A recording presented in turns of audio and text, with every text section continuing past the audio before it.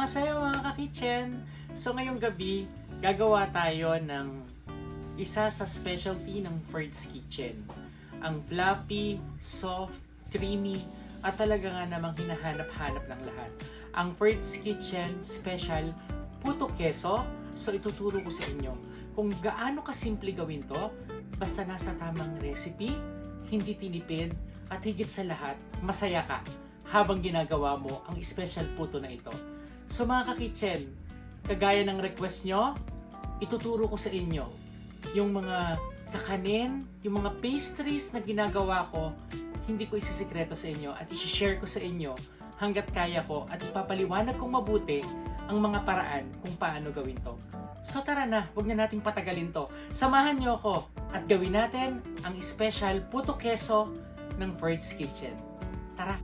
So mga ka-kitchen, narito na ang mga recipe na kakailanganin natin sa special puto keso ng Ferd's Kitchen. Kailangan natin ng 2 cups of all-purpose flour, 2 teaspoon of baking powder, kailangan din natin ng 1 cup of white sugar, kailangan natin ng 1/4 cup ng powdered milk, 1/4 teaspoon of salt, kailangan natin ng 2 egg, Edam cheese or any cheese na panglagay natin sa ibabaw, vanilla extract, so kailangan natin ito, and then ang ating 2 cups of fresh milk, at syempre ang ating gagamiting mixing bowl, at ipapakita ko na sa inyo kung paano gawin ito sa napakasimpleng paraan. So maghanda na rin tayo ng steamer na gagamitin natin sa pagluluto nito. So simulan na natin ang paggawa ng special puto keso. Una, kailangan natin kumuha ng 2 cups of all-purpose flour. Mga ka-kitchen, ang pagkuha ng all-purpose flour ay kailangan nasa sukat. Okay? Sabi nga ang pagbibake ay isang mat. So kailangan pantay, walang labis, walang kulang. Ayan. And then, ilagay natin dito. Isisip muna natin yan.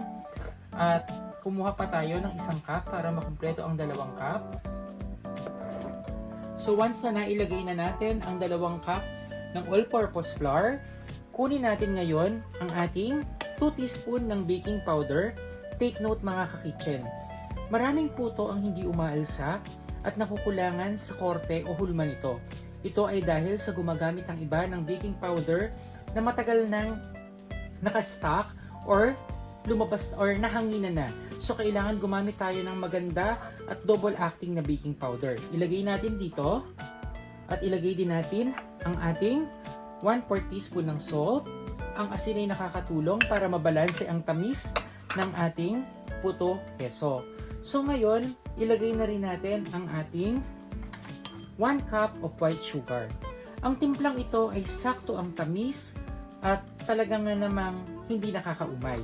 So, isip lang natin siya para maghalo-halo lahat ng ating inilagay.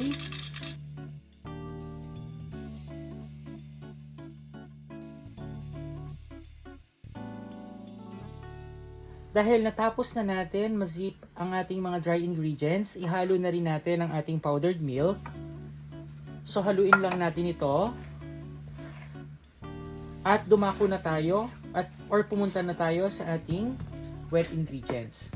So, using this mixing bowl, kukuha tayo ng 2 itlog. So, itong itlog na gamit namin dito sa Korea ay organic. Alam nyo, ako sa pagbe-bake ko, I usually buy eggs na talagang fresh. Meron kasi dito iba't iba. May mga seal na itlog. Pero para sa akin kasi, pagdating sa baking at sa pagluluto, gusto ko quality lahat ng ginagamit ko. Lagay natin dito. Mapapansin naman natin sa kulay at ng itlog. At saka pag kinrock natin, talagang buong-buo pa siya. So tignan nyo. Ang isusunod natin ngayon ay hahaluin natin ito.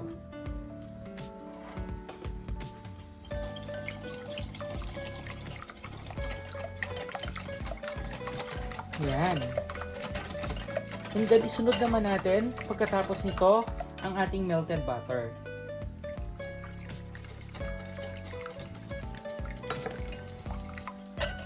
gumamit ako dito mga ka-kitchen ng 1/4 cup ng melted butter. And then ilagay naman natin ang ating fresh milk. Ang special po ito ng Ferds Kitchen ay hindi ginagamitan ng kahit anong tubig. Ito ay purong gatas, itlog,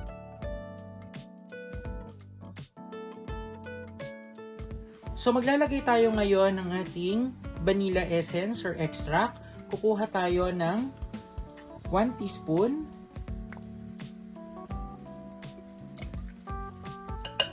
So, ipatuloy lang natin ang paghahalo. At ang ating pangalawang procedure, ihalo naman natin itong ating wet ingredients dito sa ating dry ingredients. Hahaluin lang natin ito ng hahaluin hanggang halo na ang ating harina sa ating wet ingredients. Kailangan ito, huwag masyadong haluin ng sobrang tagal. Basta nakita lang natin na ito ay talagang smooth na, itigil na natin. Dahil sa pagbibik, sa paggawa ng ganito, kapag na-lessen mo yung paghahalo, mas malambot yung result. Kahit mapa-cake pa yan, mapa-bread, muffin, kailangan sakto lang. Basta nakita mo na smooth na, tigilan mo na. So mga ka-kitchen, nilipat ko siya dito sa aking malalim na bowl at hinalo ko pa siya ng konti. At kapag ganito na ang kinalabasan, ganito na siya ka-smooth, papakita ko sa inyo. Kapag ganito na yung texture at ganito na siya ka-smooth, pwede na. So ito na yung ating butter ng ating puto keso.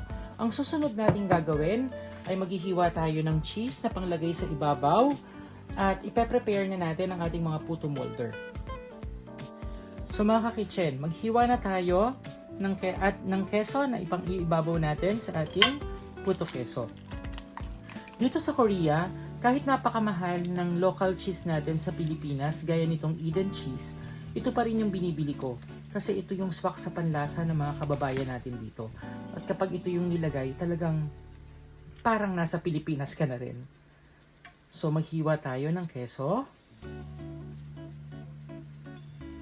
Depende sa inyo kung gaano kalaki ang gusto nyo. Pero ang ating puto ay creamy na, so nasa sa inyo pa rin kung gaano kalaki. Pero ako, itong cut na to, usually ang aking inilalagay. So hiwain lang natin.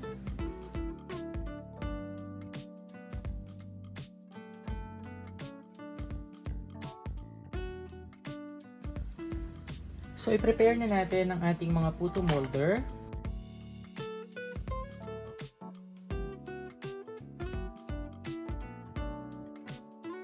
Kitchen, usually, kapag nagsasalin ako ng mixture, ng aking puto mixture sa mga molder, gumagamit ako ng measuring cup na parang pichel. So ito, para mas madali at talagang matansya nyo yung dami ng pantay-pantay. So isasalin natin itong ating puto butter.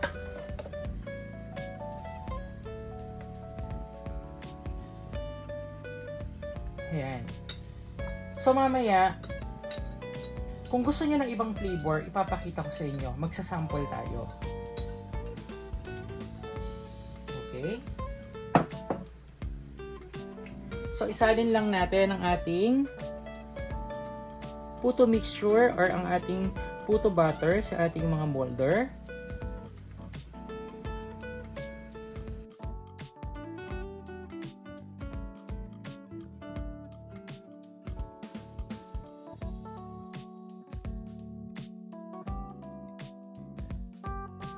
So, dahil nailagay na natin ang ating puto butter sa ating mga molder, eto na, isasalang na natin siya. Okay? So, usually, gumagamit ako ng timer sa pagluluto nito para masigurado na pantay yung pagluluto at talagang nakaset yung oras. So, meron akong timer. Isaset natin ito sa 7 minutes. Pindutin natin ito kapag nasalang na natin. At 12 minutes talaga ito niluluto. Then pag tumunog yung alarm, maglalagay tayo ng cheese. Ipapakita ko sa inyo pa kung paano. Para hindi bumagsak ang cheese at malaglag sa tubig, kailangan nating sundin ang procedure na ito.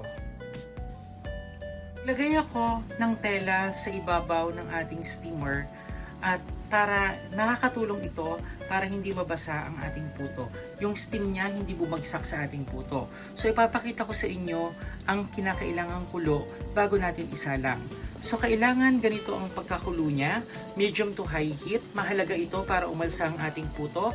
Bawal ang mahina, bawal ang medium to low, dapat kulong-kulo. So mga ka-kitchen, dahil kulong-kulo na siya, isalang na natin ang ating puto mixture.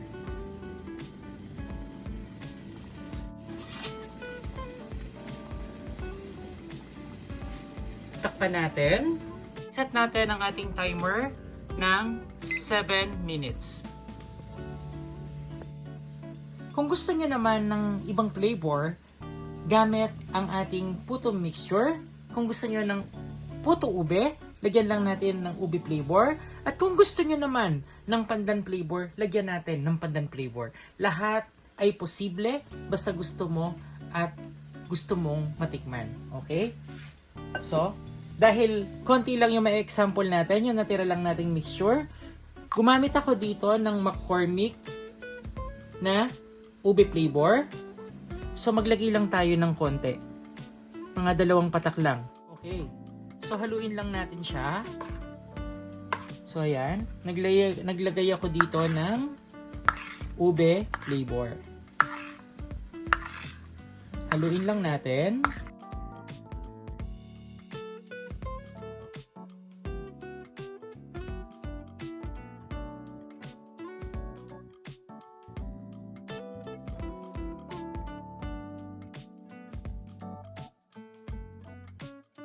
Ang result. Umalsa ba o hindi? Surprise!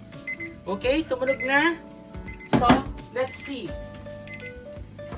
Kaya ko ginagawang 7 minutes muna bago ilagay yung cheese para hindi masyadong mag-melt at hindi tumapon. So, tignan nyo naman.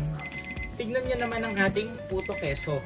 Alsang-alsa at talagang masasabi mo na lang na perfect. Okay? So maglagay tayo ng ating cheese sa ibabaw.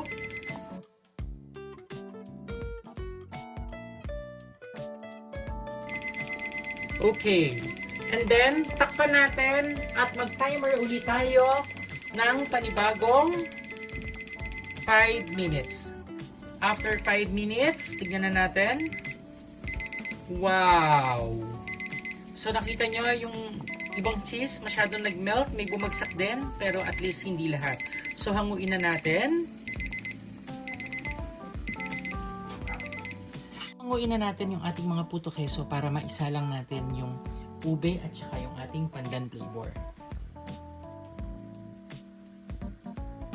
Wow, sobrang lambot. Tignan nyo yung texture niya. Ayan o. Nakita nyo yan? Sobrang lambot niya.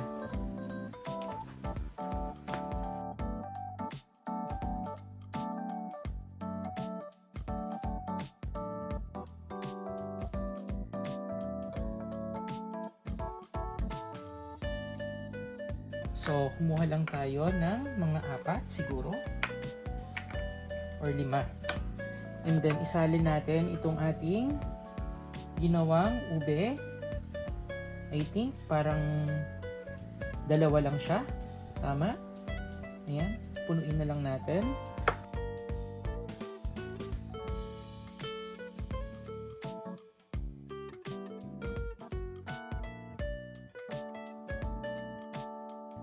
Kitchen!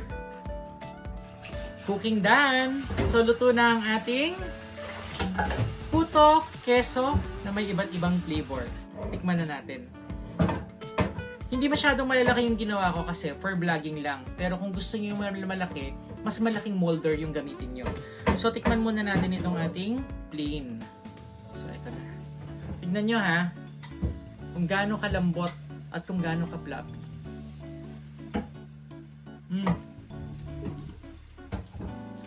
Saktong-sakto yung tamis. Yung lasa ng vanilla. Wow. Pakita ko sa inyo ah. Nakita nyo yan? Ayan oh. Ang sarap. Yung cheese, nag-melt. Grabe. Masarap to partner ng coffee. Ngayon naman, tikman natin yung ube. Pakita ko sa inyo. Yan yung ube. Wow. Grabe. Sobrang lambot. Kita nyo yan?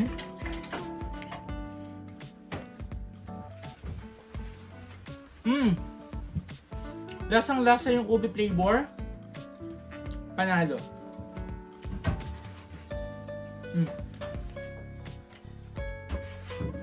Nabubuso ako nito.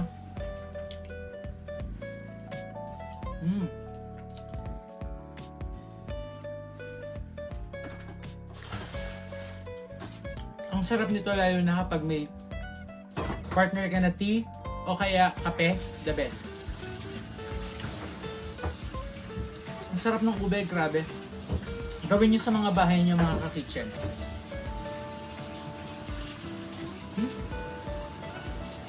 Ito naman, yung pandan. So ito, yung ating pandan flavor. Look. Wow. Grabe oh, tingnan nyo. Sobrang lambot. Okay, so tikman natin.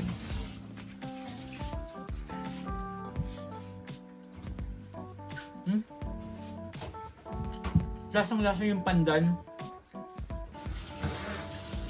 Ang kainaman lang, isang mixture lang, pero iba't ibang flavor na yung magagawa mo. Okay? So mga ka-kitchen, gawin nyo na sa mga bahay nyo. Sundin nyo lang yung mga ingredients, sundin nyo lang yung procedure, magagawa nyo na yung ganitong puto. So nakadepende sa molder nyo. Yung gamit kong molder medyo maliit lang, kaya maliit lang yung result. So gumamit kayo ng mas malaking molder para mas malaki yung puto keso nyo. Okay? So, paalam muna mga ka-kitchen hanggang sa susunod na ating recipe. At sana huwag niyong kalimutang mag-subscribe, i-share at i-like ang Fert's Kitchen TV. Anyong sarap at pinasarap dito sa South Korea. Goodbye!